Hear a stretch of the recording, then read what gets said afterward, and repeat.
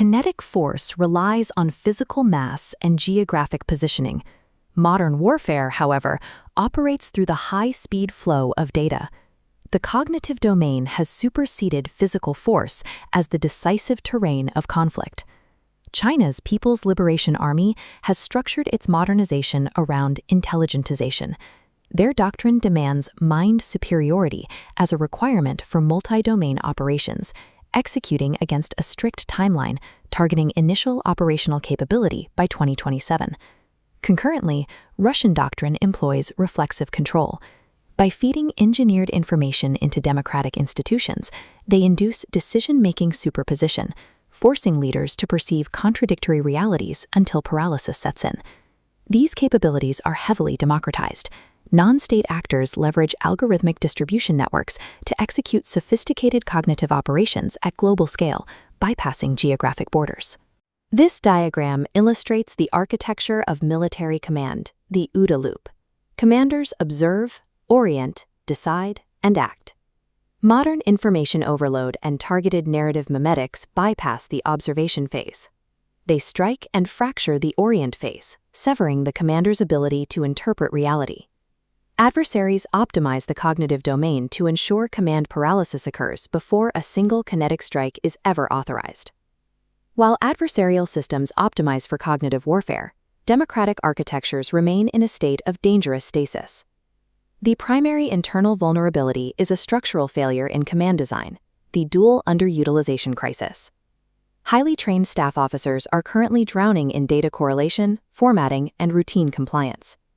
We deploy sovereign human intellect to execute machine-optimal tasks. Meanwhile, advanced computational tools and artificial intelligence systems sit idle, constrained by industrial-age routing protocols that cannot properly task them. Professional military education institutions have failed to rectify this structural imbalance, preparing leaders for a 20th-century environment. Curricula rely heavily on manual wargaming, on narrative preference, and subjective historical case studies. They prioritize rhetorical arguments over reproducible data. Surviving a contested cognitive battle onto outdated command staffs creates decision paralysis. Superiority requires structural reform. The solution to dual underutilization is structural clarity, redefining the division of cognitive labor between human and machine. This matrix allocates cognitive responsibilities. The machine owns speed and scale, mechanical coherence, data cleaning, and draft structuring.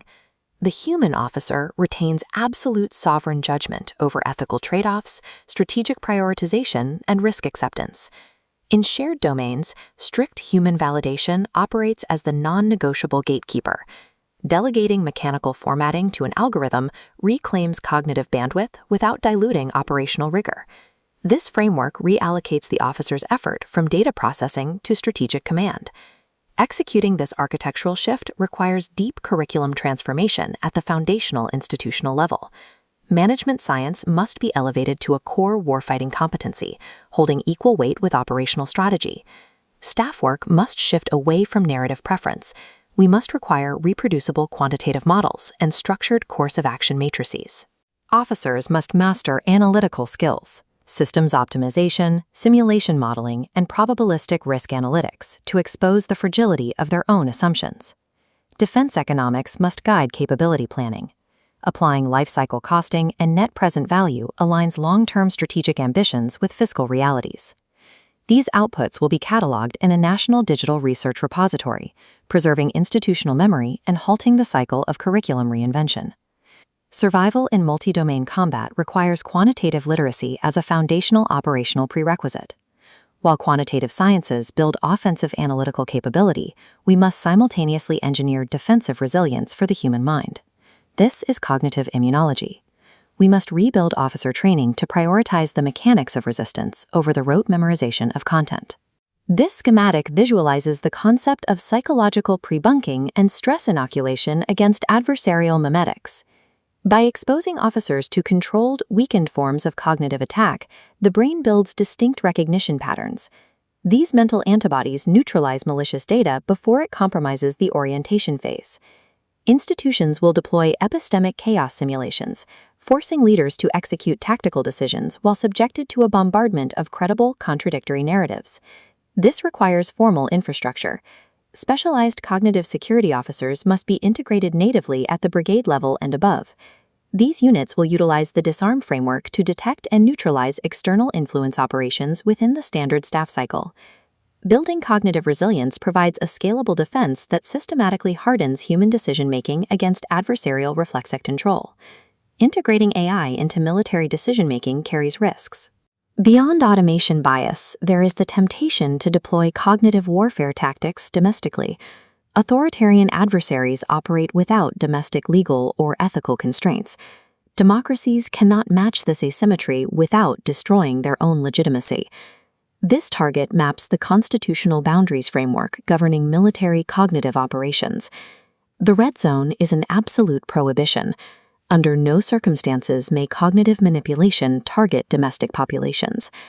The amber zone covers time-bound defensive measures, requiring unalterable audit trails and parliamentary review. Democratic transparency and constitutional restraint function as durable, long-term strategic advantages.